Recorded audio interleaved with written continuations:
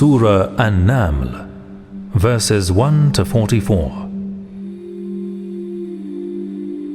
Tasin. These are the signs of the Qur'an and a manifest book, a guidance and good news for the faithful, those who maintain the prayer and pay the zakat, and who are certain of the hereafter. As for those who do not believe in the hereafter, we have made their deeds seem decorous to them, and so they are bewildered. They are the ones for whom there is a terrible punishment, and they are the ones who will be the biggest losers in the hereafter. Indeed, you receive the Qur'an from one who is all-wise, all-knowing. When Moses said to his family, "Indeed, I descry a fire. I will bring you some news from it, or bring you a firebrand, so that you may warm yourselves." When he came to it, he was called, "Blessed is he who is in the fire, and who is as well around it. And immaculate is Allah, the Lord of all the worlds." O Moses, indeed I am Allah, the Almighty, the All-Wise. Throw down your staff. When he saw it wriggling as if it were a snake, he turned his back to flee, without looking back. O Moses, do not be afraid. Indeed, the apostles are not afraid before me, nor those who do wrong and then make up for their fault with goodness. For indeed, I am all-forgiving, all-merciful. Put your hand into your shirt, it will emerge white and bright, without any fault. Among 9 signs meant for Pharaoh and his people, indeed, they are a transgressing lot. But when our signs came to them as eye-openers, they said, "This is plain magic." They impugned them wrongfully and out of arrogance, though they were convinced in their hearts of their veracity.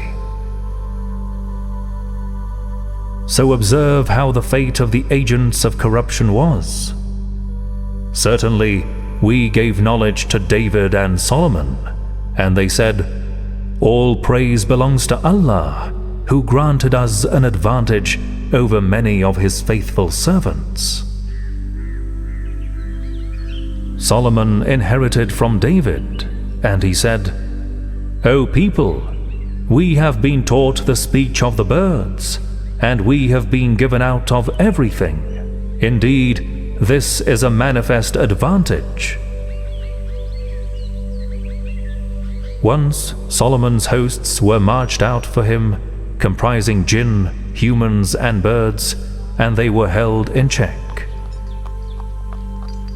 When they came to the valley of ants, an ant said, "O ants, enter your dwellings, lest Solomon and his hosts should trample on you while they are unaware."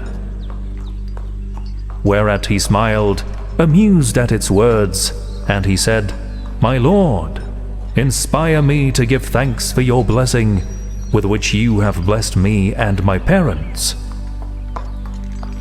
and that I may do righteous deeds which please you, and admit me by your mercy among your righteous servants."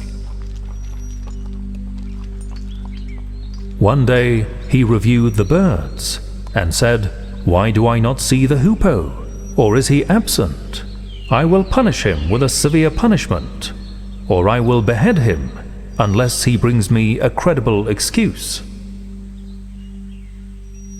He did not stay for long before it turned up and said, "I have alighted on something which you have not alighted on, and I have brought you from the land of Sheba a definite report.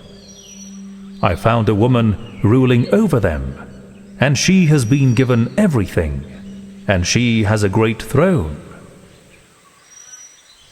I found her and her people prostrating to the sun instead of Allah, and Satan has made their deeds seem decorous to them. Thus he has barred them from the way of Allah, so they are not guided, so that they do not prostrate themselves to Allah, who brings forth the hidden in the heavens and the earth, and He knows whatever you hide and whatever you disclose. Allah, there is no God except Him, is the Lord of the great throne. He said, "We shall see whether you are truthful or if you are one of the liars. Take this letter of mine and deliver it to them. Then draw away from them and observe what response they return."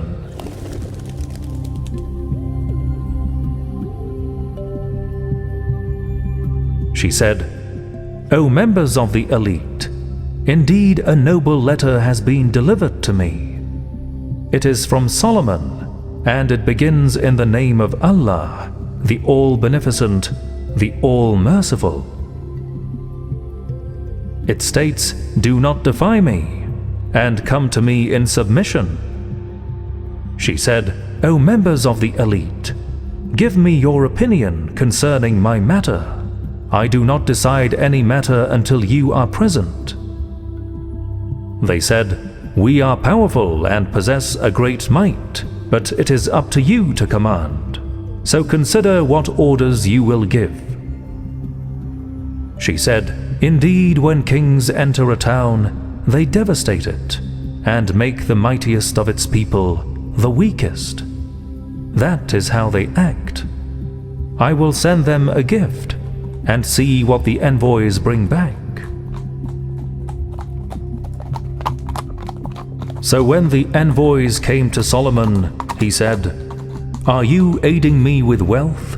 What Allah has given me is better than what He has given you. Indeed, you are proud of your gift. Go back to them, for we will come at them with hosts which they cannot face, and we will expel them from it, abased and degraded." He said, "O members of the elite, which of you will bring me her throne before they come to me in submission?" An Afrit from among the jinn said, "I will bring it to you before you rise from your place. I have the power to do it, and I am trustworthy." The one who had knowledge of the book said, "I will bring it to you in the twinkling of an eye." So when Solomon saw the throne set near him, he said, "This is by the grace of my Lord, to test me if I will give thanks or be ungrateful. Whoever gives thanks only for his own sake. And whoever is ungrateful should know that my Lord is indeed all-sufficient, all-generous."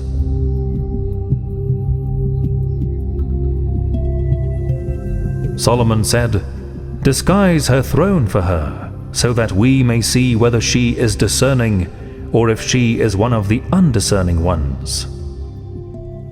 So when she came, it was said to her, "Is your throne like this one?" She said, "It seems to be the same, and we were informed before it, and we had submitted."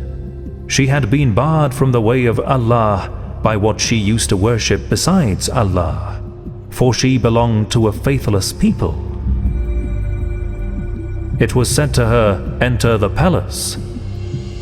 So when she saw it, she supposed it to be a pool of water, and she bared her shanks. Solomon said, "It is a palace paved with crystal."